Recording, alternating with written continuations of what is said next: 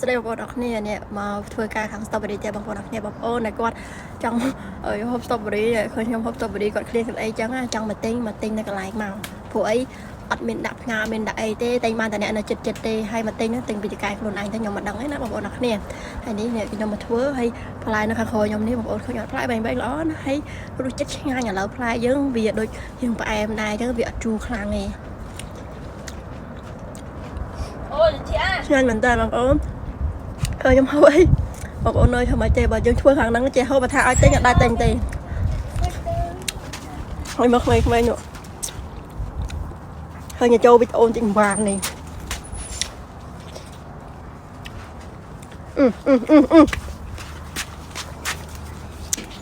ចង់វីដេអូចឹងមានតែប៉ុណ្្នឹងឯងបងប្អូនអរគ្នាបើចង់ទិញ strawberry មកទិញដល់ផ្ទះមកហើយតម្លៃធូរថ្លៃឯងបងប្អូនតាមថា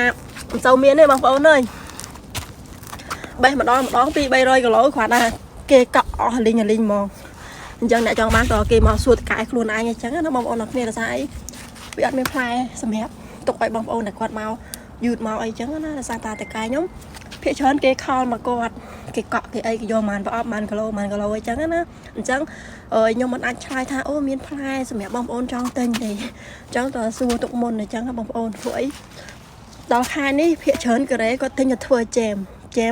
ដើម្បីទុកហូបទុកអីពេលក្រោយទៀតអញ្ចឹងណាអញ្ចឹងវា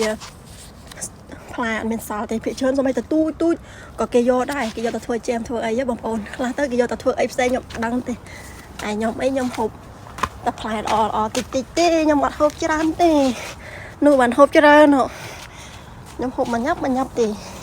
ផ្លែអីក៏ផ្លែល្អបានហូបញ៉ាំបងប្អូនឥឡូវចិត្តអស់មែនតើប្រហែលជាមួយខែទៀតគេឈប់បេះហើយយ៉ាងចឹងប្រមូលលុយបានមួយខែទៀតតកែខ្ញុំនៅសារតាម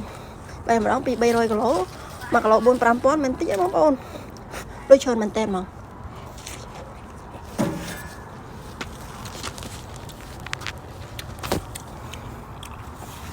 ហើយកាយតែប៉ុណ្្នឹងឯងបងប្អូនអើយ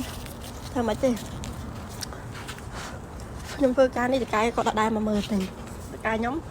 បើត្រូវការគេកំងគេអីគាត់ទេមកខ្ញុំបេះហើយអញ្ចឹងគាត់អត់ទៅមកមើលមកអីទេពេលច្រើនគាត់និយាយតាមទូរស័ព្ទវិញអញ្ចឹងបងប្អូនអញ្ចឹងអត់ភ័យរឿងថាត្រូវការខ្លាចតកែមកមើលមកស្ដីអត់អីចឹងអត់ពិបាកទេកន្លែងខ្ញុំគឺងាយស្រួលអញ្ចឹងតែមានសម្ពាធទេហើយកន្លែងយើងធ្វើការ4នាក់ហើយថាថ្ងៃហ្នឹងទៅធ្វើគណិតអស់2នាក់ខ្ញុំធ្វើ strawberry 2នាក់នេះយ៉ាងបងប្អូនគាត់ចង់មើលវីដេអូ strawberry បន្តអីចឹងណាចាំមើលវីដេអូក្រោយទៀតខ្ញុំនឹងថតឲ្យបានច្រើនចែកជូនបងប្អូនអរគ្នាមើលចឹងជួបគ្នាវីដេអូក្រោយទៀតបងប្អូនអរគ្នាបាយ